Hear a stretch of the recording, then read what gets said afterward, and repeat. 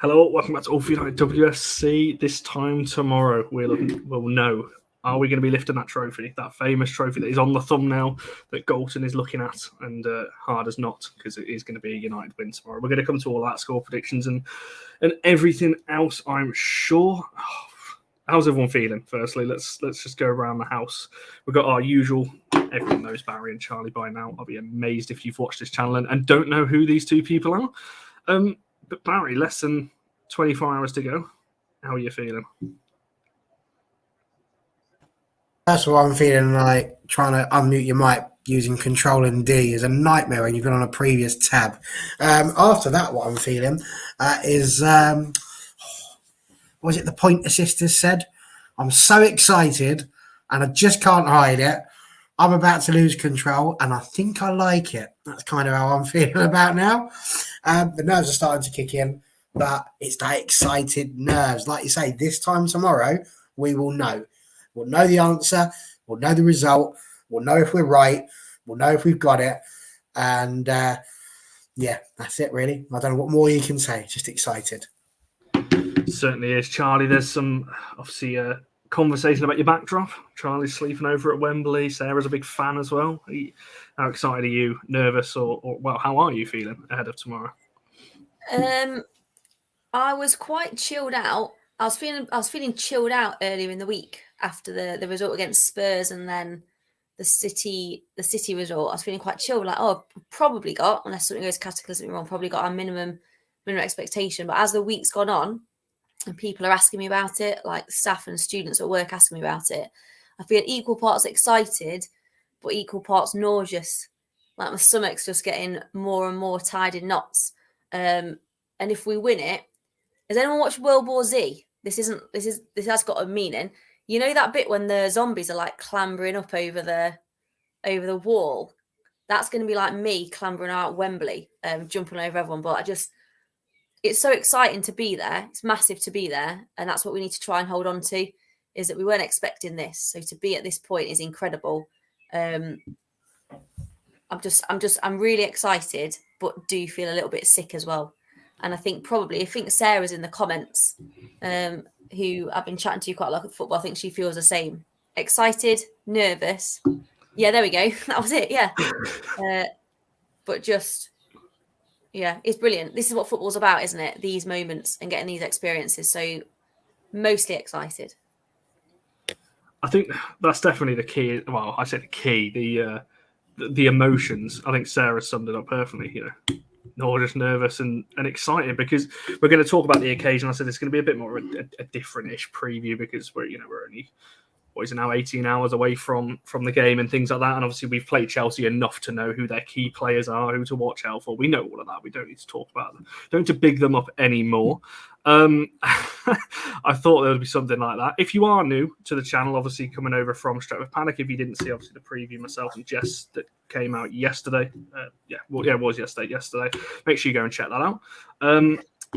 What's going on here? Lanzel, good to see you. That was the comment I wanted. I think we were talking about this in a group chat, weren't we, the other night? Whether you cry at games or whether you can get emotional like that at games. If we here we go. I'm starting off with the ifs already.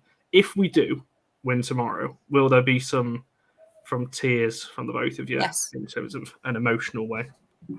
Yes. Yeah, about it.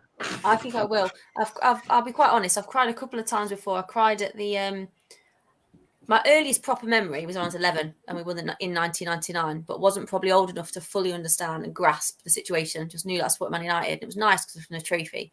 But I cried at Moscow. Was it Moscow? 2008? Yeah. 2008, yeah. And I weirdly cried when Ollie took us over and we were playing Liverpool at Old Trafford. It sounds bizarre, but watching Ollie come out at Old Trafford against Liverpool as manager, and they could have won the league that day. And we were lucky not to win that game, I think. So I had about 5 million injuries in the first half. And then I cried when Ella Toone of Manchester United puts England ahead in the Euros final. And I cried when Millie Turner scored that header against Villa. So, yes. And it's not like a pathetic thing. It's like so invested in what it means for the club going forward. And it's just extra special because we should have Champions League football now. And like I said before, this was probably something we weren't expecting. And it's quite nice going in not as the underdogs as well. So if we win it, it will be a surprise for everyone. We're not we're the underdogs. Like Emma Hayes reckons we're not, but we are. Let's not be silly. So to go and win it would be just incredible scenes. I imagine, we'll shed a bit of a tear. Barry, for yourself, I'm sat like this, Connor, because I don't know. I've never known I was going to cry before it happened. Like generally, I'll happily admit I do it. Like I say, I'm old enough to remember when United won their first Premier League, and I wept like a newborn child at that particular moment. And I again, much like who was it, Jennifer? No, Sarah. I absolutely wept when Fergie left. I've wept many a time at football. I've said this time and time again. And for me, this is where it comes down to with women's football. I've said it all along. And what Charlie said was spot on. It's about being invested emotionally within a football team. It's not about whether you're a boy or a girl or how old you are or anything like that. It's about who you are and what you represent. And those girls will be going out there to represent Manchester United, which is a team that I have loved and adored since 1987. The girls themselves, being a team since 2018, isn't necessarily something that you would think would give you a lot of time to be invested in, but it has. You know, they've given so much joy in the, let's be honest, pretty dark days that we've had at Manchester United over the last 10 years. I don't know that I can sit there and say to you, I will definitely shed a tear, but I'm going to be super proud. And for me, absolutely, I'll be delighted. And if that results in me shedding tears, not a problem with that at all. I'll wear that badge with pride. But ultimately, I will be, like I say, absolutely ecstatic. It's a bit like though, like Barry, you were saying, like there's obviously people talk about like this version of Man United women, because obviously there was one a long time ago. They've only been in existence since 2018. But like you're probably like me, I think, Barry. For me, it's not, oh, this is a team that's 5 years old. It's just, this is Manchester United. This is just Manchester United in an FA Cup final. It's incredible. Okay. It's a ridiculous thing though, isn't it? Because football is inherently tribal. So like, I just don't like Liverpool. I just don't. It doesn't. When somebody says something about Liverpool, I instantly think, which is a shame, really, because they had great things like the Beatles. But I still think, the Beatles, not as good as the Stone Roses, are they? Purely because it's Liverpool United. It's that tribal feeling that you get out of all of these things, and that's what it is. You just love United because they're United, and Charlie's spot on. I think it's brilliant. I love it. I love this club. I thought you were going to go full on Patrice Evra on us then. Go for the whole. Well, he says I love this game, doesn't he? Yeah, that's what I thought you were going to go for. See, I'm a little bit different. I've got the word Liverpool muted on Twitter. Oh, that's an impressive thing to do. I've got it muted because it just makes me sick of hearing about them. Best team ever, best defender ever, best striker ever. Bore off. Anyway, we're talking about the FA Cup final, aren't we? Yeah. Sorry. No, indeed. I'm going to come to your little thing in a minute. As I just said a second ago, I'm responding to Slater's comment. Stretford Paddock, though, not the old Stratford. If you're trying to find their channel, it is an E, not an A. But I would be very intrigued if there is anyone new in the chat. Get your thoughts and get your questions in. We try and get to as many of the comments as we can. But if you are obviously coming over from that channel, welcome. To All For United WFC. Charlie, something you just raised a second ago. Emma Hayes and a lot of the Chelsea players have been kind of not talking themselves down, but playing down the fact that they are favourites for this. Whatever way we want to look at it, Chelsea are favourites going into this. We've never beaten them. They're used to winning, at Wembley in the FA Cup, whatever it is. They are clearly the favourites going into it. So why do you think it is that Emma Hayes and some of these Chelsea girls are playing it down? Do you think that's a mind games thing to put a bit of pressure on United, or how do you kind of see it? Yeah, of course. Of course it's a mind games thing because, like, we all know there is the expectation probably across the footballing world isn't that we will win. So from the outside, it looks like United it's a shot to nothing. Now, if we were in the FA Cup final against someone that wasn't Arsenal or wasn't Chelsea, you'd probably feel a different pressure because you would be expected to win. And if you didn't put on a performance and win, there'd be serious questions asked. So Emma Hayes is just trying to alleviate the pressure from her team. But for Chelsea, under any circumstances, unless they're playing Barcelona or Lyon, to try and imply that they're the underdogs is laughable, obviously. They spend more money than anyone else on players. They give bigger wages than anyone else. They've got a greater squad depth than anyone else. They've got like 3 starting 11s. They've been there, done it, got the T-shirt. So she can say that. It's not true. Part of me thinks I'm quite glad that she feels like she has to do those things because there must be something, a little bit of a worry or concern there that we could turn it around on them and win the game. A bit like when we played them at Kings Meadow. They sat off us, which isn't massively like Chelsea. But yeah, they're not. They're obviously not the underdogs. That's mental. That's like saying Man City the underdogs or Real Madrid are the underdogs or Bayern Munich are the underdogs. It's ridiculous. But managers will say what they can to protect their players. So if they don't win, she can go, oh, well, we were playing top of the league. We were the underdogs. So I'm happy for her to keep chatting. I'm pretty sure that Mark Skinner is just phasing out all that white noise. Emma Hayes likes to talk, doesn't she? He'll just be phasing it out. And you know that when you listen to him talk, like the Man United Women's Supporters Club have released podcasts, haven't they, with him, with Martha Thomas and Nikita Paris. All they've all said is, we're just focused on the next game. That's all they're focusing on. So they're just shutting out the white noise and she's trying to create a bit of white noise just to put them off. But yeah, no way. She doesn't think that really. They're going there expecting to win. I was going to say, Fingers Baron, crossed. do you think it's that as well? Because even in the league, she's talking about, it's on, it's United's and all that kind of thing. Even though she fully well knows they win their game in hand. They're ahead of us. It's pretty simple maths. It's in their hands. Yet even with the league and now we've seen with the FA Cup, she is trying to put the pressure. And I mean, to be fair, as somebody as highlighted in the comments, Pep does this. Fergie used to do it at times as well. It's not a new thing. We have seen this, but do you think it is all mind games, or of course is there anything new to it? Absolutely. The thing is that none of these people that are playing mind games have got a patch on the master that was Sir Alex of Ferguson. He knew how to play mind games. Everybody else, they're just pale in comparison, really. Of course she's trying to do that because she's got 2 things that she needs to do. And for her, what she's thinking is that if they win, and she says all that, then that makes her look even better, doesn't it? Oh, look, we were down and out, and look what I've masterminded here. Equally, if they don't get it, she can say, well, what did I tell you? These guys have been on fire. So it makes her kind of come from a I'm right, whatever happens point of view. But yeah, you're going to try and put the pressure on. And to be honest, it's not the stupidest thing to do. If we take our badges off for a second and we just look at football neutrally, it would make common sense, would it not, to try and put the pressure on the team who have tried to finish third for the last few years and haven't managed it. We spoke about last year and how we didn't have the mentality for it and how we should have been. You said it in your Paddock interview. We probably should have got third last year and we didn't. But the difference is what we've said all along this season. This season, we're mentality monsters. She knows.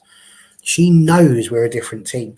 She knows we're a different prospect. And she absolutely knows that the day we beat them is coming. And she is absolutely petrified that tomorrow is the day. Absolutely petrified. They've won the last 3 in a row of the FA Cup. It'll be their 5th in total. It's the 3rd year in a row they're looking to do it. I think they're scared, and they should be, because they were nearly beaten in that horrific game where we should have had 2 penalties. But nearly. For me, mate, we're 100%. They are scared, and that's what's so brilliant to watch. It's brilliant watching all these people that have just been like, oh, yeah, look, little Man United sitting there 4th. Oh, yeah, they're lovely. Yeah, nice fans. And now all of a sudden, they're looking at us and they're a little bit more scared, a little bit more petrified, and they should be. They absolutely should be, because this is a Manchester United side that are on fire. And let's be clear, Skinner's going to want to do something about this as well. He lost in 2017 when he was with Birmingham against Man City. So he knows probably more than many other of the people in our squad, maybe Hannah Blundell, what it is to be in an FA Cup final. And I think he'll have learnt from that. And if there's one thing we've learnt about Mark Skinner is that he takes those lessons from the previous games, previous years. He'll think about that. He'll use that as fuel for the girls. So she's right to do it. Makes absolute sense. The thing is that everybody's seen through her. We know what she's doing. We're not silly. So there we go. For me, nothing wrong with it. She cracks on. She does it. Makes sense. But it won't bother the girls. Their mentality is looking forward. They're not interested in what anybody else has got to say. No, 100%. And as you mentioned, mentality. That is the key word. That's the buzzword really for the season, isn't it? Mentality shift, as we've been saying a lot this season. I know, Lanzel, I can see you comment about Harder on the Highland. I know you were talking about Chelsea's kind of threats, certainly in the last couple of games. I will come back to that in a second. But I just wanted to talk a little bit more.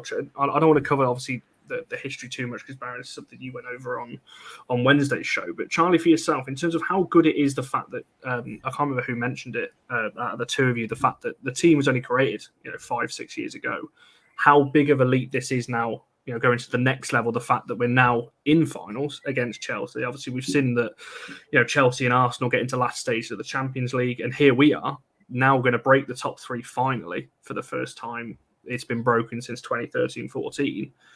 And here we are, little old United, particularly in the women's game, 5 years in, getting to a first cup final. What have you made of that, and how good it is to see United finally competing? Because for someone like yourself as well, you've watched women's football for a long time. Mm-hmm. To finally see a United side, at Wembley against one of the traditional big three, if you want to call them that. I think it's massive. I think for United to do it in the same season, to break into the top three and to make an FA Cup final, and a lot of women's football in this country, whether it's been league or winning cup competitions, has just been monopolised by the same three teams for a good number, for a lot of years now, for as long as I can remember. So United coming in is good because it raises the competitiveness of everything, of the cups that we have and of the league. But it also offers a bit of a window of an opportunity to other teams that can think, do you know what? There's a chance here for us to get in there as well. And I also think for United individually, there's a misconception that because it's United, of course they should be there. They've got all this money to spend and blah, blah, blah. And that's actually not necessarily the case with the women's side. If you really looked into it and you really researched into how we've built the squad we've built and the players we've got in, you'd probably start to think that maybe we're punching above our weight a little bit. When you look at the resources available when it comes to transfer kitties and things like that for the teams around us. So I think it's massive. And I think a more competitive league can only be a good thing just for the women's game across the country. But as a United fan, I'm absolutely thrilled to upset the apple cart across both competitions as a league and an FA Cup in one season. I think is massive. And I think to go and win it, to win something this year would just be perfection. It would just be absolutely amazing. And yeah, you just think the strides that we could then go and continue to take. The sky should be the limit for this team. For a team of Manchester United, the sky should be the limit. And it's just a really exciting time, I think, for women's football, for United fans in particular. And just God willing, I hope Katie Zellum and Mark Skinner get their hands on some silverware this season. But I think even if they don't, key things to remember is the aim was top three. So just to be in these positions that we are, what a sign that is for next season as well, to maybe go on and continue to push the barriers and step up a little bit more. But yeah, really exciting times. And Barry, for yourself, there's a couple of points off the back of that. I was just double checking there. So the last time anyone other than the traditional top three won the FA Cup was 2011-12, and obviously Birmingham went the distance there. But even then, over a decade. Exact three teams have dominated this competition and the league, for that length of time. And following on from what Charlie said there, Barry, in terms of, obviously we're going to talk obviously about team selection, things like that in just a little bit. But as John says there, we still have, original players in this squad that were there from the creation, obviously back a few years ago, and in the Championship now seeing us off. Obviously Zellum's captain in the side there. We've still, three other, Turner, Toon, and so on, that have been there since the start. How good that is going to be. And, we've seen Letitia's tweet this week talking about, she was the one handing the kind of the medals over a few years ago. Now she's going to be on the pitch playing we hope tomorrow, obviously for United. But yeah, how good do you think that's going to be for us as fans, seeing the team grow that much, but also for some of these players that have been there since the championship days as well? Well, I think it is good, but I think what it also shows is the evolution of the side, and also the evolution of the women's game in general. Reason being for that is obviously 5 years ago, United were created in terms of the women's game, and 2018 was a good year for that. We went on, won the championship, which was great news. First time of asking, smashed it. You would be surprised if you still had the exact same players that were winning the championship performing now at this level. Because if that was the case, we would have had a side that were breaking into the top three immediately. We didn't quite have that. We were always on the cusp. And what it kind of showed is that the players that we initially had in 2018, the players that Casey Stoney put together, were capable of winning the league below and were also capable of beating the vast majority of the WSL, which is some going, to be fair. Some going indeed. But what has been proven over these last few years is that we were struggling to get into that top three with the players that we had. So we needed to build, we needed to grow, we needed to evolve. I wouldn't go so far as to necessarily say that the four that we've kept in are the four that were necessarily the best players out of all of those OG players. But, I mean, they're pretty close, aren't they? And I think what that's done is just shown us that we are really are a good football team. And I'm full of praise for them today, Connor, because, you know, it would be easy. Like, opposition fans will look at what we've done. The road to the final, we spoke about on Wednesday. We had to beat Sunderland, which we just about did. We had to beat Durham. We had to beat Lewis. We had to beat Brighton. If you were a Chelsea fan, you'd be talking about the fact you had to beat Liverpool, Arsenal, Reading and Villa. And so you could argue they've had the harder route to the final. But I think what this represents for us as a football club is how we have evolved, what we are doing, and what we show is our growth has been in other areas. Look at the attendances, for example. The biggest attendance was 49,094, which was made last year with Chelsea and City. And we are looking like we're going to absolutely smash that. Wembley should be fully sold out and filled up for the Women's FA Cup final for the first time in its history. And it's no surprise, Connor, that that's happened the minute the name Manchester United arrives there. Think how long it's been going. You've just said it, since 2015 at Wembley. I don't think that's any surprise at all. So I think we should just be really proud of what the girls have done. They have got themselves to the final of a major trophy. Chelsea are going to be wanting some more. You know, they lost in the Conti Cup to Arsenal as well. And that's another thing they're frightened of, the fact they might not get anything this year. Could you imagine having made the Conti Cup final, the FA Cup final, and then finishing second in the league? Chelsea would be they'd be fuming, wouldn't they? Can we get Rob on for that show if that happens? If I just want to sit here, I'm not going to say anything, I'll just stare. Rob and the Sang, they'd be the two that I'd like to have, please. Just sit them at the bottom there and I'll just sit there lovingly like this, occasionally stroking the badge.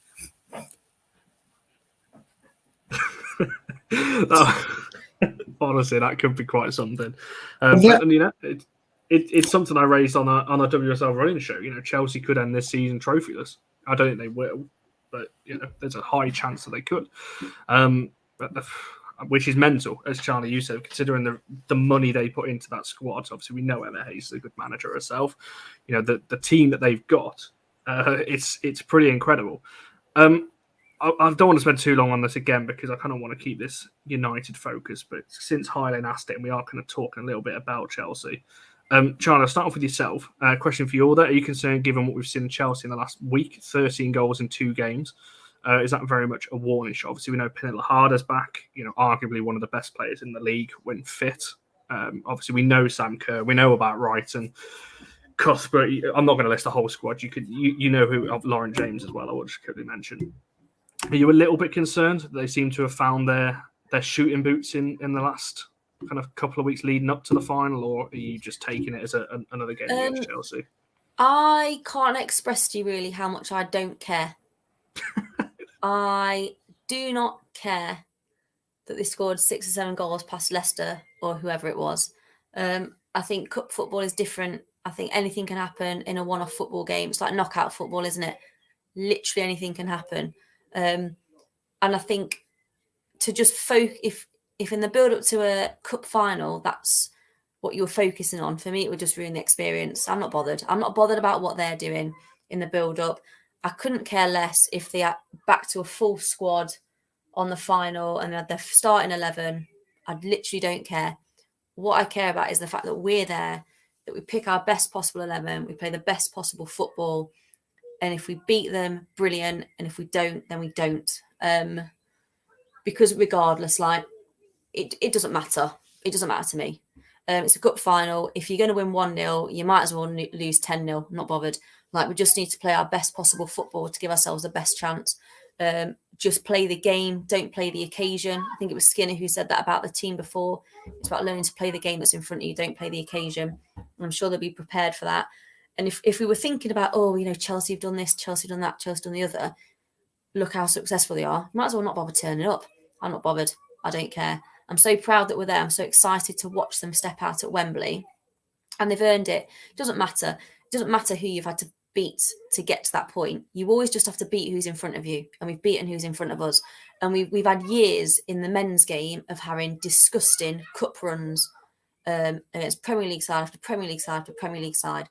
So I don't care that we went to Lewis or Sunderland. We won who was in front of us. We got the job done. Well, Rachel Williams got the job done, and now, and Paris, and now we're in the final. And I don't care what Chelsea did against Leicester or whoever it was they played at the weekend. Who was it? Can't remember. Everton. Yeah, don't care. Not bothered. Doesn't matter. Because if I just focused on that, I'd be thinking, it's going to be horrible this weekend. I think there's definitely that fear, isn't it? But like, if you fall into that trap of thinking how good Chelsea are, it can take away from, I guess, the quality that we have. They are the underdogs, though, remember. So we've always got to hang on to that.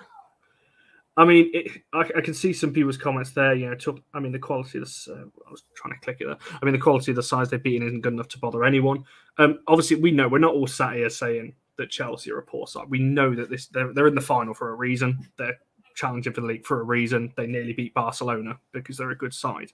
However, Barry, do you kind of just look at it, as Sarah saying there, outside noise, focus on our team? We will be getting to that. This is the next little segment I'm going to go into in just a second.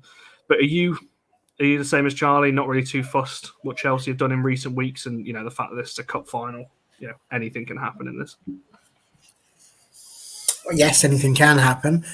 Yeah, I think you'd be a fool to forget it and not to pay attention to it. And as fans, that's what we do.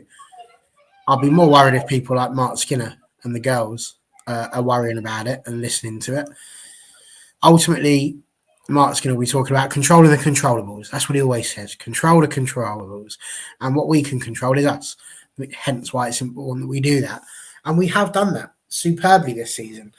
We have controlled ourselves to the point where we're on the cusp of an ability to, if not win the title, then miss out on it really by a couple of points. And those couple of points come down to the fact that we didn't get the penalties that would have given us the victory over Chelsea, or the fact that we just weren't able to find a goal against Everton.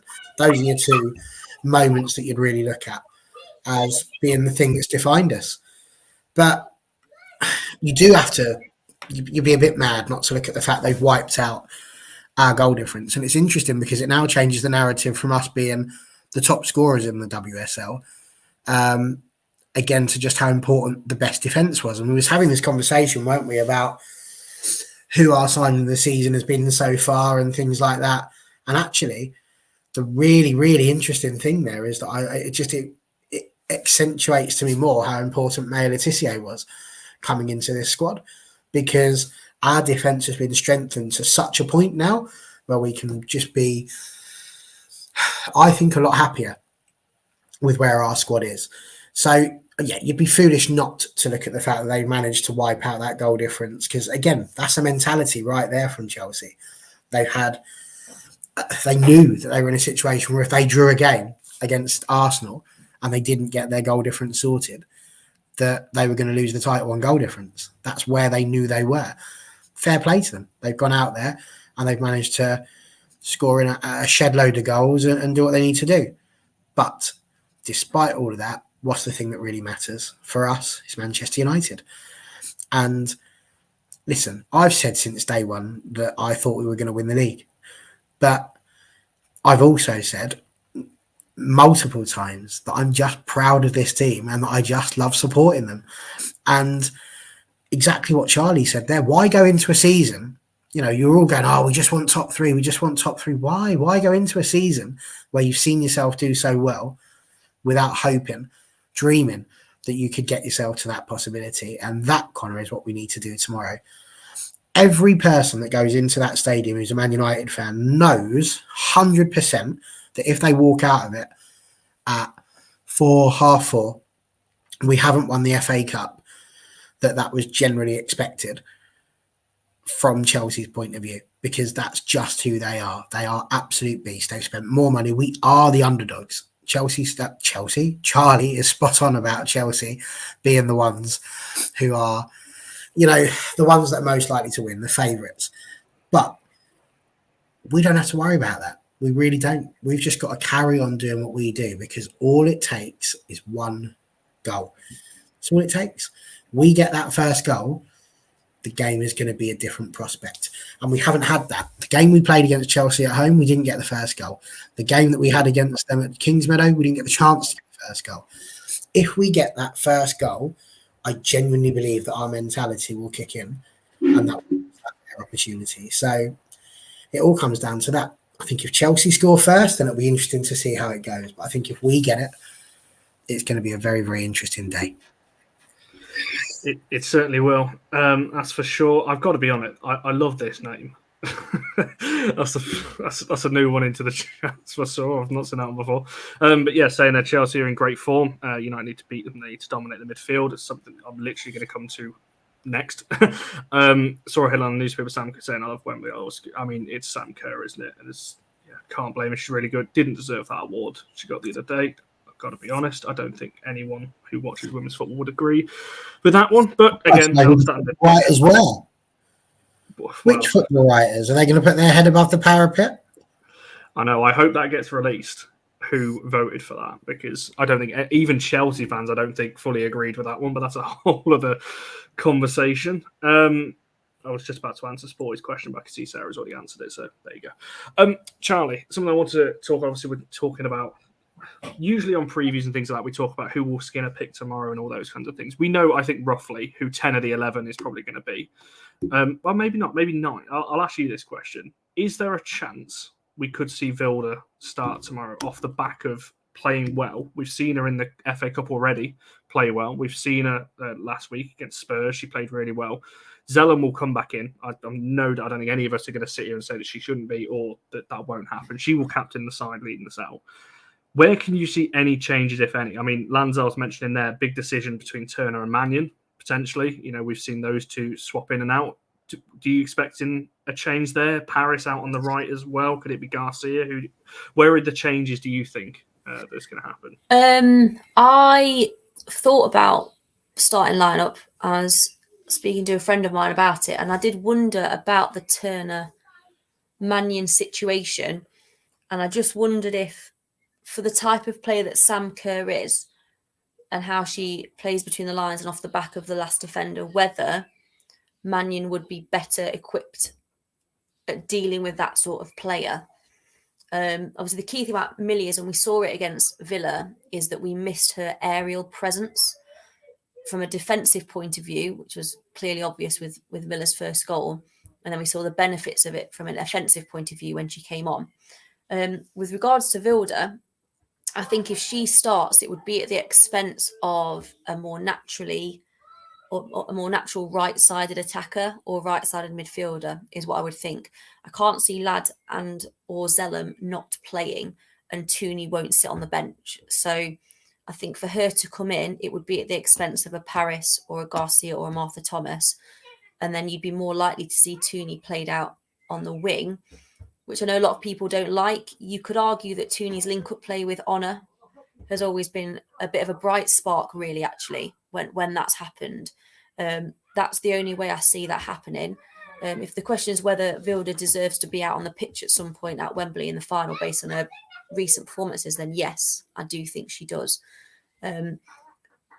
So for me, the more interesting one will be Mannion or Turner. That's the more interesting one for me. I think probably the rest of the side picks itself with Paris on the right and Vilda coming in later. That's what I expect to happen. But be interested to know what everyone else thinks about the centre-back situation. I mean, Barry, I'll throw it over to yourself because obviously the Vilda and Paris conversation as well, because I think Paris has obviously been in this situation before, so I would imagine it's going to be Paris on the right because she's had experience in this competition and so on. That centre-back position, though, Mannion or Turner, we know that they're both good players. We've seen Turner play well. We've seen Mannion play well. We know, obviously, that Mark Skinner will pick who he trusts and who he thinks is right for the game. But if you're looking at it, who are you putting in alongside Letitia? Well, you know me, Connor. I'm a big fan of playing your strongest side and not making as many changes as some people might advocate for. However, to be clear, I think Paris will start. I think that's the big one for me. I think you're looking at Paris, Rousseau, and Galton front three. Paris is our top goal scorer in this competition, so there's an argument to be made for her to take part in it. So yeah, for me, Paris there. I can't see Tooney not starting, and that'll be in her usual position behind the three. Zelly and Ladd would make sense because they've been absolute beasts in the midfield as well. You're going to have Earps in goal. You've got Battier and Maya and Hannah. So it does just come down to that centre-back spot. Honestly, Mannion. I think it's got to be, and listen, Millie Turner's been superb this season. She absolutely has. And, spoiler alert, we've spoken a bit about teams of the season and all of that sort of stuff. I made it incredibly clear that for me, the first five in any team of the season should be Mary Earps, Millie Turner, Maya Letitia, Ona Battier, and Hannah Blundell because they've conceded the least goals and Arsenal don't count anymore. So we're not paying attention to them. But despite all of the good and the positives about that, I can't get over the fact that the last time we played Chelsea at LSV, Millie Turner gave the ball away for one of the first goals. She does have it in her sometimes to make those sorts of errors. And I just think Mannion could be preferred on the basis that we have seen Millie make one or two little errors this season. In a game like this, I think Mannion might potentially be a little bit stronger. But it's a marginal decision. And I would be perfectly happy if Millie Turner is playing. Yeah, I think, sorry. Go on, Charlie, I know you wanted to jump in on the right wing, but I think for me it depends. We're not going to know. I think he will probably go with Turner, but I would agree with you. I think it should be Mannion. But I will say if they're going to start, which I don't think they will, but if Pernilla Harder starts up top for them, we'll see a lot more, obviously from an aerial point of view, which we will need somebody like Turner in for. It's not saying that Sam Kerr's very good in the air. We know that as well. But like you said, Barry, in the previous games against Chelsea, this is obviously the two this season. They have exploited Millie Turner a lot. I feel they've targeted that side of the back four a lot more. And I think if you've got Mannion in there, someone who's a little bit better at reading the lines and cutting off kind of the passing lanes, I think maybe it would be a more solid choice along there. Lanza, like I see your point, she's not. She'll be starting tomorrow, 100%. And yeah, TJ, I know. I was just mentioning her aerial threat, but Harder has got it all as well. But Mannion's quick off the early line foul. as well. Just got to do the early foul. Don't let her get away. Early foul in the middle of the park. I'm sorry, my children are playing football in the garden with their dad, and Evelyn's fuming because William's kicking it too hard at her when she's in goal. So sorry if you can hear that. But I was also wondering as well. Obviously, Emma Hayes has implied that in an interview recently that everyone's fit. So we've got everyone available, which is why I was just wondering what people would think about how if say for example Millie Bright's back, because she's made life really difficult for Russo, particularly at Kings Meadow. I think if you were there, you saw it. I'm not sure how well things come across on screen, but she kind of squeezed the life out of Russo as the lone striker at Kings Meadow. And then I wonder if there's here we go. There's no Jess or anyone or Alex to listen to me. Hope people I'm listening, Charlie. Don't you worry. I wonder if there is an argument for Rachel Williams to maybe play, not start obviously because she hasn't, but maybe to play more minutes or come on earlier than expected. I think if Millie Bright's back, you need someone who is going to come on and not be bullied and who can run through a player or two. I wonder if that might impact the substitutions as well, Millie Bright's attendance at the game or not. It's certainly going to be interesting because I'm not sure whether Buchanan looks like she's going to be back. We know that she's pretty physical as she well. Worries me less though. I feel like she's got a mistake in her every game. She's a bit. I agree with that. I think you target her if she's there. You target her over Bright and over Eriksson. It's weird with her because she's definitely a top level defender, but as you said, there's a mistake in there. We saw it in the game against us. She's rash, I think, at times. And I can see a lot of people saying Millie is injured. They were aiming for this game or next week. I don't know if she's going to play. I would be surprised. She might be in the squad though, and we might see. I don't know if we're winning. Maybe we'll see Millie Bright up front for Chelsea in the last 10 minutes trying to nick a goal. Who knows?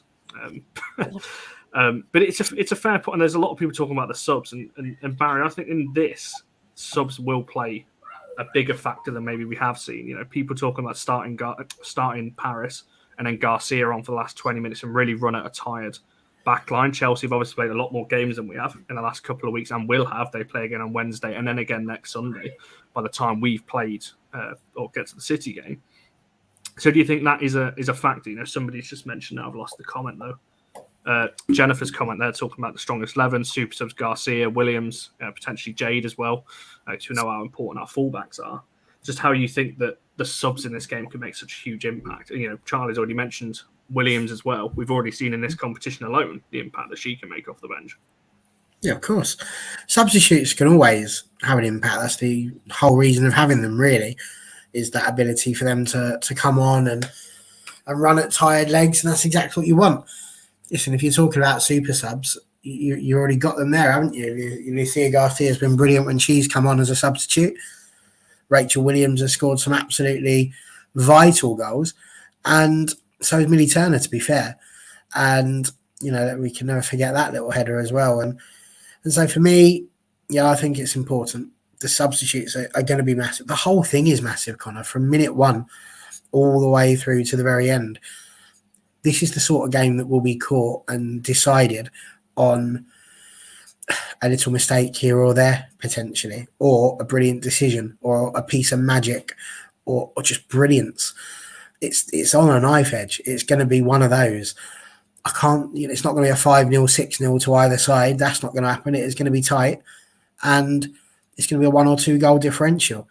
So it's going to be absolutely huge. So, yeah, of course the subs make that. And I know that Mark's come in for some criticism about when he does his subs. But I would also argue that the substitutions he's made have generally worked out more than they haven't worked out. So, yeah, subs will be important. Absolutely, they'll be important. But, as will the whole game. And we talk about all these things. We preview everything. We could get an injury in the first 5 minutes and it changes everything you put into it. So it's really not easy. Talking about VAR, that if VAR comes and bites us somehow after all this, it'd be just the sort of thing that would happen, wouldn't it? Is that they get a penalty because it's flicked up and it's someone on their little finger or something stupid like that. After all that, they'll get themselves a cheeky little penalty and we'll be sat there going, but what about Kings Meadow? It's honestly... It is a question Peter put in about VAR, actually. I want to get back to that in a second. But Charlie, just I think kind of for yourself, really, because I know you watch more of the Women's Champions League and things like that. This question here, talking about Eriksson potentially having a mistake in her as well. Obviously, it was cooked like the new camp. I mean, it's against a very, very good Barcelona side, so I'm not fully surprised. But obviously, with Eriksson and Harder, obviously, we've got to say rumoured at this point to Bayern Munich. They're obviously going to send off on a high. Magda obviously being the captain. Do you think Eriksson's got a mistake in her as well, or would you be targeting her along? Yeah, I think if their centre back pairing is Eriksson and Buchanan, I think what I would like to see our forwards do, so Paris goal as well, is run at them, because like I said, they've got a mistake in them, and Buchanan particularly can be quite rash. I think both of those defenders are less assured when Millie Bright is not next to them. So if Millie Bright is not there, you have to commit them. Okay, you have to make them make decisions, because Millie Bright sweeps so much up. If you watch, even if you don't watch Chelsea often, but you watch England, you can see that all the time, how much the message she sweeps up and how good a positioning play is and how strong she is. So when she's not there, they are less assured as a back line massively. Yeah, that's it. So get Galton, get Paris running at her, get Russo holding the ball up and have the runners making their way through, playing between the lines. That's what I would be doing. But again, I'm sure Mark's been through all of the possible eventualities. But yeah, we have a chance. We're not here by luck or by fluke. We're not where we are in the league by luck or by fluke. It's because we have players that can turn a game. We have players that have a bit of magic in them. We're a well-oiled, well-drilled defensive side. We have really good attacking patterns of play. It's not just about how do we stop Chelsea. We've got loads of things we can do to make them have to think as well. But yeah, why not? We've got brilliant forwards. They're all scoring goals for fun. Just run at them, commit them, make decisions. Like Barry says, with VAR in particular, just run at them, make runs into the box and see what happens. But like I said, it's a one-off game. If we're going to lose 1-0, we might as well lose 10-0. I just want to go out there and play our game, play attacking football, and just make it a good competition, make it competitive, because we've got a chance against that back line, I think. No, it's certainly. To be clear, you've got to.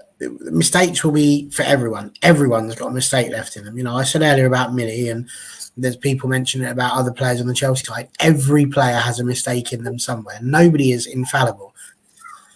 And I think what Sarah put down about us having to pressure is really important. We've got to press.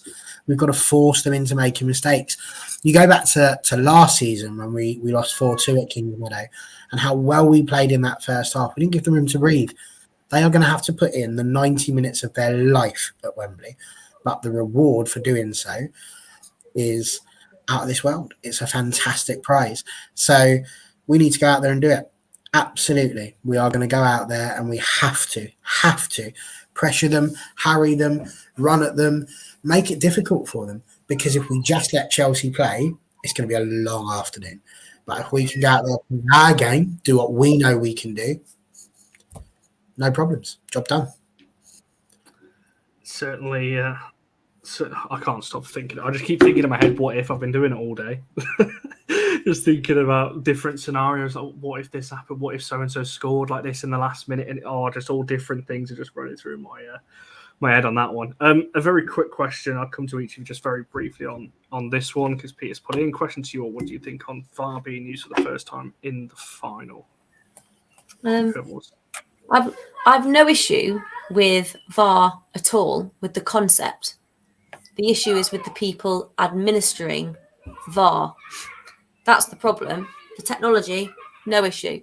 I think, am I right in the fact that Sean Massey playing a part in VAR? Ian, if you're still in the comments. I'm sure she is, which is a good thing. So it's at least it's an official in the game who's had something to do with it before. No issue with it. I just worry about the people running it. I think sometimes football referees can be too, is it objective or subjective? Too subjective about just what they feel about how that player should have fallen or how much that might have hurt, rather than being objective about there was contact or there wasn't, or it was a handball or it wasn't. So yeah, no issue. As long as it's used fairly and consistently for both sides and does lead the correct decision. I would hate it if at the end of the game, what we were talking about was VAR. I would hate it if that was the case, because that means a massive mistake has potentially been made. But yeah, no issue with it, objectively. Just how it's used. And for yourself, Barry? Sorry, Connor, I was just doing some research to help you there just in case Ian wasn't there, and I can confirm per the FA.com that we've got Emily Hayslip. Yeah. She's going to be the ref, along with Georgia Bull, Chloe Ann Small, and Abby Byrne as the fourth official. Sophie Dennington's going to be the reserve assistant referee. And indeed, Michael Salisbury will be the VAR, supported by assistant Sean Massey Ellis. So there you go. Look at that. So he's there. But isn't that exciting? That what Ian's just put there. What? And it's down to exactly what Charlie just said. VAR in itself is absolutely brilliant. The issue is interpretation of rules and how it is that humans decide to do it. And that's the problem. You literally have to make it so that the rules are really, really simple. Because if you don't, it's an absolute nightmare. And there's too much room for opinion. And you can't have opinion when it comes to it. You know, we always talk about, is it a deliberate handball? Well, you can never tell. You'll never know. You know, the only person really that knows if they've deliberately handballed something is the person that did it. So you'd never be able to do that. Listen, VAR needs to be there. The game's got to evolve. And I've said it time and time again, what happens in the men's game in terms of trying to make the game better should also be implemented in the women's game. You know, it's the right thing to do. If we'd have had VAR at Kingsmeadow, we'd be winning the league for certain because we wouldn't be worrying about the game in hand. As it is, we didn't have it. So it's going to be there. We've just got to make sure that we use it to our advantage. And the way to do that is to keep that ball in Chelsea's half for the majority of the game. And if we do that, then we should be fine. Just don't let them in the 18-yard box, really. That's the key. That would be quite something if we limited them to 0 shots all game. I mean, that's not going to happen, but that would be quite an achievement in itself if we managed to do that. Right, one final question before we come to score predictions and wrap this one up. Charlie, just the importance of the, you know, we're talking about, Jennifer's saying there, big game, Hugh Georgian's got to get it right. Obviously, that was in response to the VAR. We know, as Barry said earlier, it's looking like a record attendance. Well, it will be a record, but whether it's going to be a full sellout or not, in terms of attendance, we're not sure. But it is sold out for the first time. The importance, I guess, for some of our players, the fact that we've got players that have done it on this stage, particularly obviously the Lionesses. We know obviously Paris has spoken about it recently, that she's been in FA Cup finals before. We've got players. Not that Chelsea don't, you know, they've got plenty of players that have been on this stage, but the importance maybe of the likes of Tooney and Russo Earps potentially from last summer that have played on such a big stage in front of such a big crowd that they could have on, even though they're young themselves, but the impact they could have on maybe the players around them that have maybe not experienced something like this. Yeah, I think we talked, talking about generally as we talked about at the start of the season, didn't we, about the importance of those players who've had those experiences now for the whole squad. And I think it is important in the preparation. I think it's equally as important that we've got a manager that's been there before and has learned from maybe what he says were mistakes that Birmingham made when they went to their last. Barry could be doing anything there. Oh, Connor's muted him. That's a shame. I didn't know what he was doing. See what happens.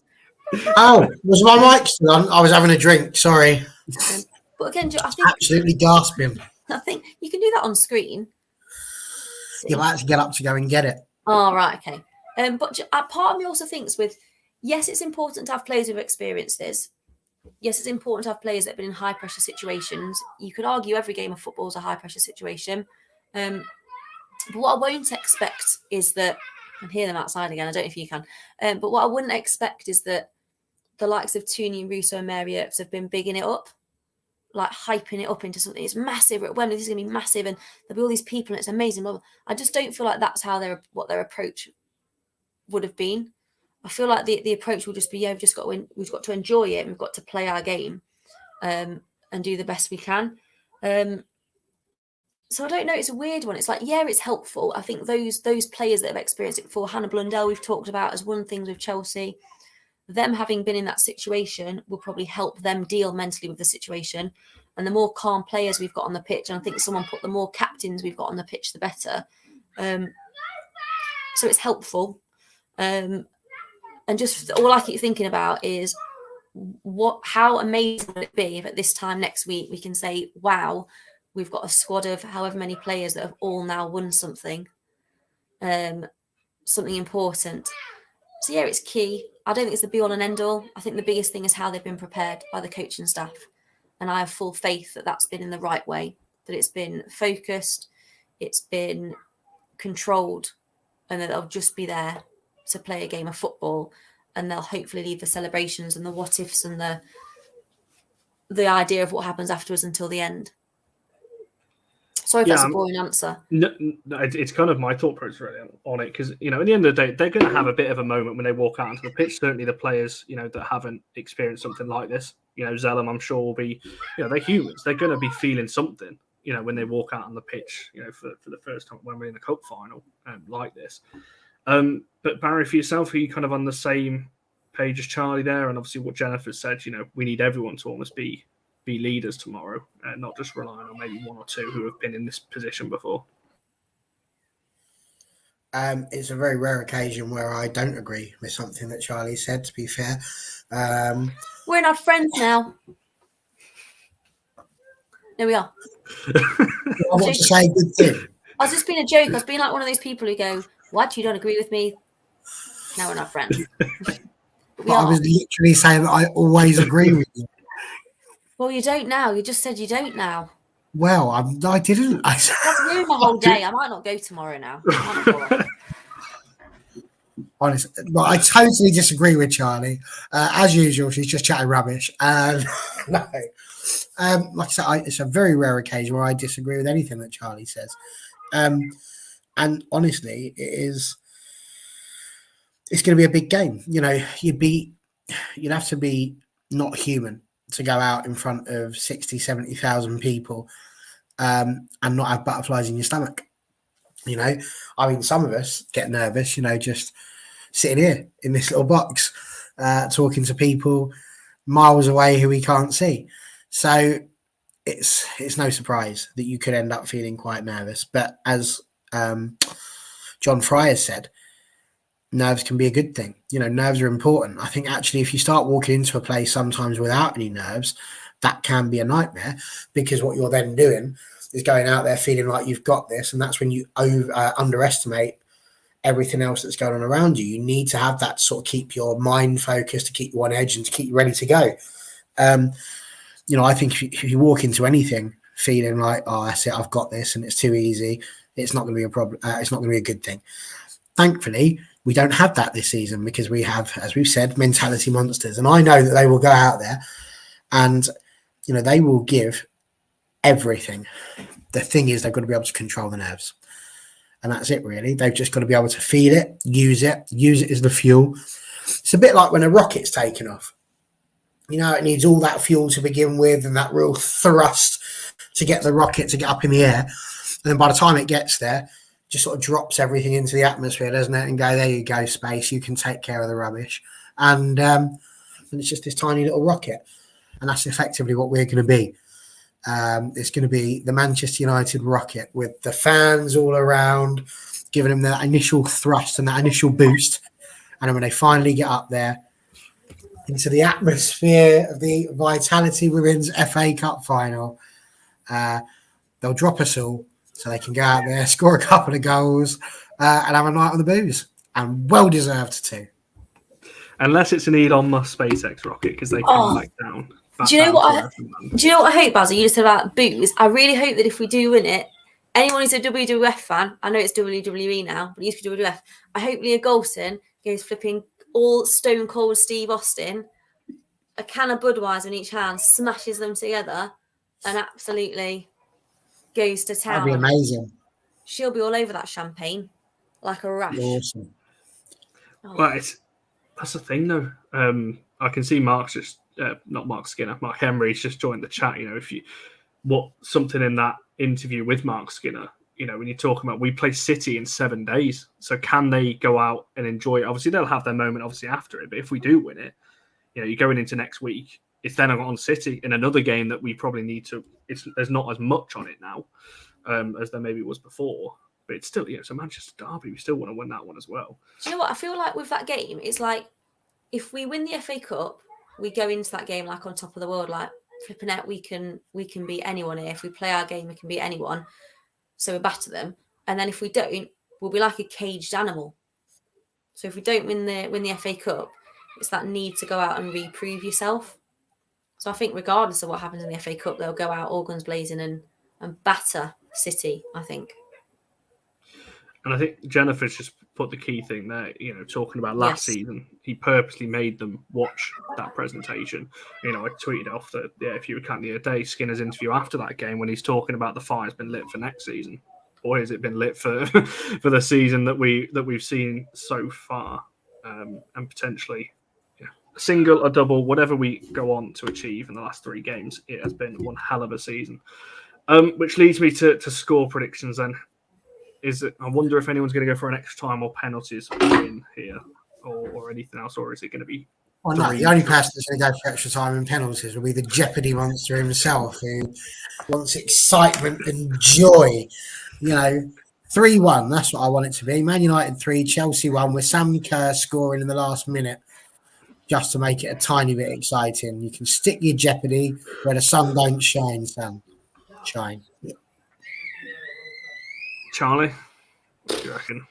I think 3-2. I think United win this game 3-2. I think it's going to have. I know, but I don't want it to be. But I think it's going to have something of the Emirates about it. I think it's going to have that sort of That's how it's going to go. Please, God, no. Just an easy. Well, I'd love it to be 5-0. I'd love it to be half time, 5-0 up. I mean, Jennifer's got 2-2 after extra time, so I'm presuming you're saying we're winning on penalties. Do you know, if it gets to penalties, though, I'm backing Earps. I'm backing Earps over Berger. I think so. I agree with that. I think it will go to extra time. I don't think it will go to penalties. I think we will win it in extra time. I'm not saying Chelsea don't have players off the bench, but I think we might be seeing a Garcia, a Williams, a Vilda, somebody off the bench. Williams. No one else has got a Rachel Williams. Mark's not wrong. A win is a win. But if you're asking me now what I'd prefer to not have to go through the absolute hell that is sitting there hoping that you're going to get the goal that they don't. I'd rather not. If that's what I have to go through to get there, then, so be it. We all know how good that feels, but I'd still rather not. I mean, both are tough scenarios, because if we score in the first and we're only 1 goal up for the whole of the 90 minutes, obviously, like you said, we've got to wait and hope that they don't score. The bus. That's what I mean. And if we're going to win it in the 120, that implies that we're level up until that point. And don't. Lauren James banger it? Come on. I think own goal, maybe. One of them. Own goal, maybe. That's all right. Do you know what? All right, take the Sam Kerr one out, and Lauren James can have the consolation goal. That's fine. In fact, I'm happier with that. Gives her a little moment, doesn't it? Hannah Blundell winner, maybe. Oh, she's going to score number 2. Rachel Williams with the winner. Paris with the opener. Mike's gone for 2-1 after extra time. Stop saying after extra time, people. Think it, don't say it. Oh, God. Is this true, Charlie? Yeah, I want more than one, though. I want a pack of the 9 doubles. I want 9 doubles, that multi-pack, please. I'm sure Mark can get that one arranged. We're going to park the bus with Millie Miletis. Yeah, man. Yeah. Yeah. I mean, I don't know. I really don't know. I think it'll go to extra time and we'll win it in extra time. Katie's own free kick winner. People will be furious. Especially after this week. If anyone has seen Twitter, I'm not going to mention who tweeted it about putting Zelen forward for the best. Yeah, that caused some backlash, didn't it? So people are allowed their own opinion. Christ. Oh no, you're not allowed that, Charlie. God forbid. Jesus. Why do people get so mad about who other people's favourite football players are? Holy moly. That's opinions for you. I know, so demanding of Charlie. She's like that when she comes on here. We have to buy her stuff every time she appears. Right, TJ, you telling me if we win the FA Cup final, I get a 1-finger Twix in celebration? Why don't you just get one of those mini ones out of those party packs just to add insult to injury? Why'd you get any Twix? I'm still sat here waiting for my signed football from Connor. I asked for that a year ago. You did ask for that a year ago. It didn't happen. I get nothing. You get it all. You take the entire AFU budget, Charlie. It's utterly unfair. Utterly unfair. You Yeah, I would rather a white Twix though. Actually, I was going to say a white one's a better. There's a salted caramel Twix. Yes, 40 white Twix. Ooh, I might need to try this. Do you know what I had the other day? Salted caramel M&Ms. I don't. Oh, they're good. They are. Do you They're like the the biscuit weirdest ones? things ever, because an M&M you expect to have a crunch and then it's chewy inside. That played with my head. That did. Do you like the biscuity ones, Bazza? They're in like the blue. Yeah, the crunchy M&M crunchy. They're all right. That's what I mean, though. They're crunchy. Not expecting a chewy middle. That was unusual. Yeah.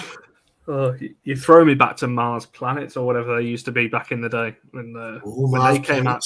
They were good. What Do you were remember they? them? It was like a bag. It was like, what was there? Like a chewy one, a rock one, and something else. Or like Revels. See, now Revels aren't much good. Not a fan When of you get a Revels. coffee one, disgusted. Horrible. It was literally like Bertie Bott's every flavour beans, wasn't it? Oh, a little bit of Harry Potter. There's all kinds of things going on in the chat now. Well, it's all about the mint chocolate for me. I like a Mintero. Yeah, I could roll with Were that. you? Yeah. I'm trying to see if Mars Planets are actually a thing now, or whether I'm just making that up. They weren't No, called they planets. definitely existed. I can remember them, but I can't remember eating them because I've never been that much of a fan of Mars. I've got a What picture was- on there. Yeah. What Yeah, was your soft- favourite soft childhood crispy. sweet? I loved a flump. Like not a marshmallow no. like they are now, like a flump. Like a spirally, like pink, yellow, white. And also those little white, they looked like they came in a box that you used to pretend they were cigarettes. Little white candy sticks. And you could absolutely do yourself some serious damage. Oh, that's You know what I fun mean? to me. Now, you see, I used to enjoy walking to school, and this is how much, again, showing the age, I loved going into a newsagent to get the 10p mix. You can 10p, get 10 little penny sweets, of which the cola bottle was one, the flying saucers with a little sherbet inside, and Dip Dap. Loved one of them as well. Dib dab. A push pop. Do you remember push pops? Yeah. Got to love a push pop as well. Those silly little necklace things that you could have that had the little sweets on. Little candies around the string. A nightmare to eat them, they were. You crunch them, one goes spitting off over there. You're like, where's that gone? Come back. That was the most ridiculous design ever. Ever. Horrific. I did say on the tweet you can ask your questions before, and that'll kind of drive the show. So since we're on this kind of conversation, before we do wrap this one up, because there is a show on the men's channel in about 19 minutes' time, which RP Field, who is in the chat, Dan, is on that one alongside Barry, Benny, Stu, and John Commode are all on that one. So make sure you go and check that out in about 90 minutes. Stu who? Really? Yes. I love Stu Woolley. Don't we all? What It's a going lad. to be a talking marathon, that one, with Benny and Stu and Barry. What are you trying to say?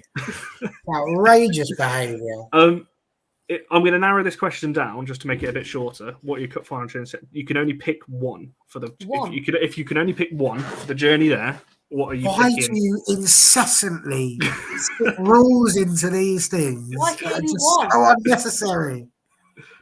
Because it makes you think harder. Because you But could just the name a load question of is things. snacks, not snack. So which one thing would you take if you could? We're not on a bloody desert island. Like, Barry, I love you, but I need 15 seconds of quiet time so I can think about this carefully. So I'm going to add one thing. Okay, I've got it. So I'm going to add one snack. That's it. So I would have McCoy's cheese and onion ridged crisp, if that's all I'm allowed. Oh, RP, I'm baffled if China doesn't say Twix. She didn't. No, but if you can only eat one thing, There we go. Okay, we'll go with that one then. We'll go with Sporty's question. At least let them have a meal deal. Yeah, if your budget can stretch to a meal deal, what are you having? okay, hoisin duck wrap, the McCoys that I said, a Twix if it's on offer, and an Oasis. What's the orange one? No, it's not summer fruits, is it? Tropical. Is it tropical? I don't know. Don't think I've it not is had an called Oasis for tropical, God no, knows it's how not long. orange and mango, probably. And I judge anyone who gets either in the meal deal a prawn sandwich, bore off, or just cheese. All right, Royky. How How I'm funny with was Charlie he on that recently, one. you big baby? Go on, Basil, what would you have? For some Man United fans. You baby. It's got to be all day breakfast, isn't it? In the old 3-pack. in the old sandwich. That's what you're having. 3-pack if it's there. Hmm. And then I reckon probably barbecue beef hula hoops. Can't beat a barbecue beef hula hoop.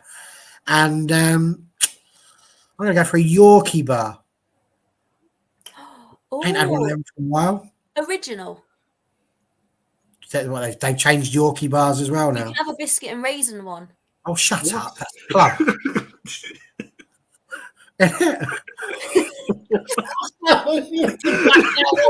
Who's this guy talking? You got some sort of body coming What's happening?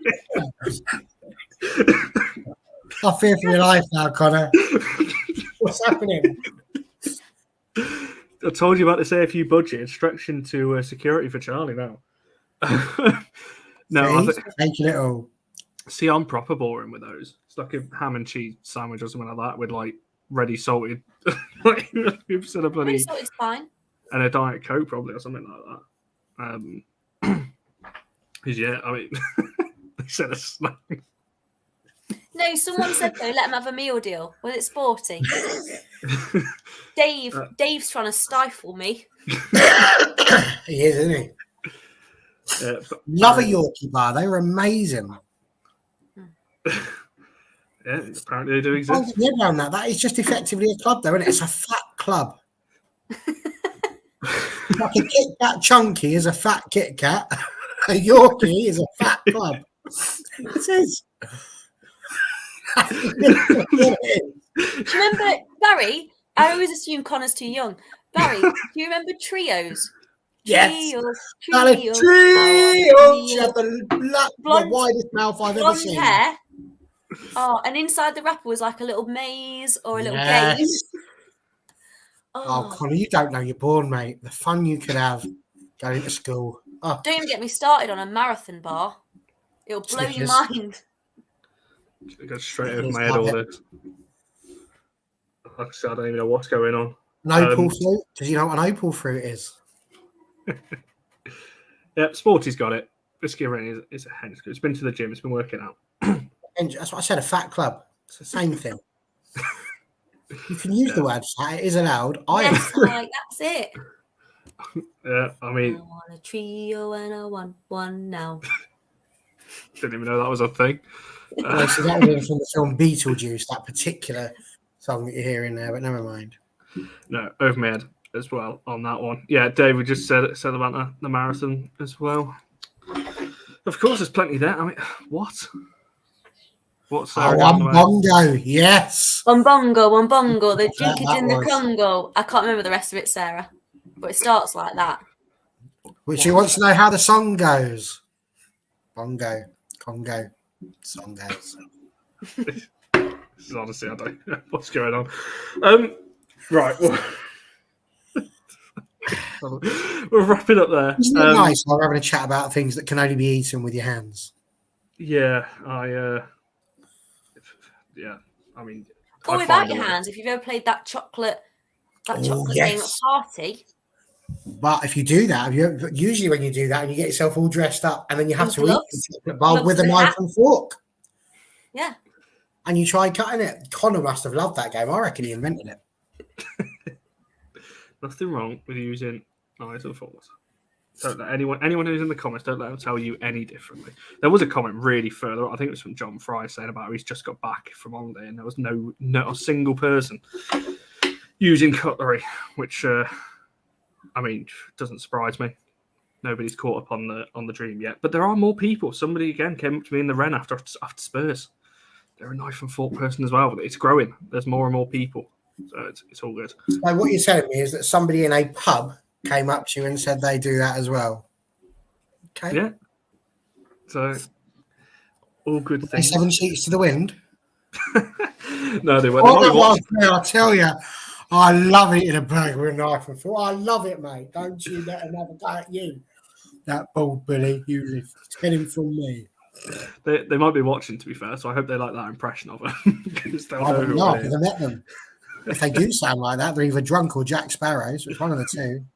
I definitely don't. Anyway, there we go. Oh, some interesting news. There you go. That's one for your managed channel in about 12 minutes time, Barry. Ooh. Poch is to Chelsea is done, so that's an interesting one. Right, we'll wrap it up there then, because I said Barry's got to shoot off over onto that one. We'll be back obviously on Monday, hopefully celebrating a FA Cup win. That's going to be. It's a match reaction, but let's be honest, if we win, I don't think there's going to be any kind of tactical, don't expect tactical analysis of the game, because you're probably not going to get it. Yeah, so we're obviously back on Monday. We've got a few other things coming up next week as well, so keep an eye out for that. Other than that, it's the usual Monday, Wednesday, Friday schedule of the fans forum and the preview ahead of City as well. Games coming thick and fast. Obviously, make sure you're liking the video, subscribing. Obviously, if you see any of us at Wembley tomorrow, myself and Charlie will be there, and Jess and John, Andrew, and to be fair, a lot of the people in the comments that I can see already. We're all there tomorrow, so make sure you come and say hi. And yeah, let's hope for a United win. I'm going to be thinking about it all night now, as I'm sure these two are as well, and you guys in the comments. Make sure you're doing all that. Follow our Twitter as well at allforunitedvids, and we shall see you guys in the next one.